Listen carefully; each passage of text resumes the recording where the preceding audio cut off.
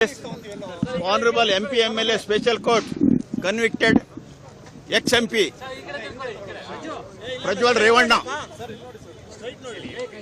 Today, judgment is under 232 subsection is convicted. Tomorrow, the quantum of sentence will be pronounced.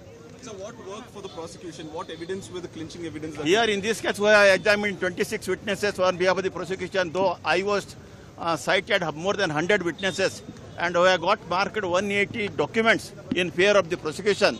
Defense also got marked 2 documents, D1 and D2. That's all. And main evidence is of the victim lady. That is very, very much convincing one. Hence, I think much importance was naturally goes to the evidence. With the speed of the trial and the way things went? Yes, 38 adjournments court taken. I think this is one of the recent cases. Very fast trial has been taken consideration and disposed. 38 adjournments, including argument dates. Okay, what about the remaining 3 cases, sir? Even those cases are pending. In one case, another case is, I think, Fidel 1 and 2. 2 witnesses, are victim and her husband, are already examined. Tomorrow that case is there for cross-examination on behalf of the defense. Do you think it's a big win for the prosecution, sir, considering the political clout that he had? Prosecution, it is the victim, the victory to victim. Ultimately, she got secured. And also, I congratulate the SIT team very, I think, deeply and minutely they have investigated in all respect, because we relied not only the oral evidence, apart from that, digital evidence. Video is there, no?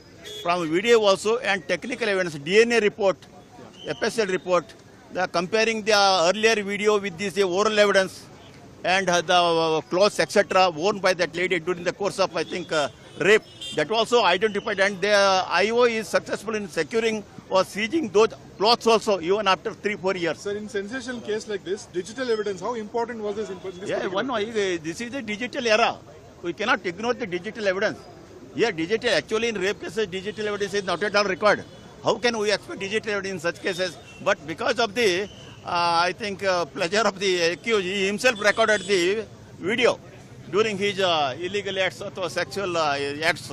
Because of that only, we have taken into assistance of the digital evidence to find out the truth.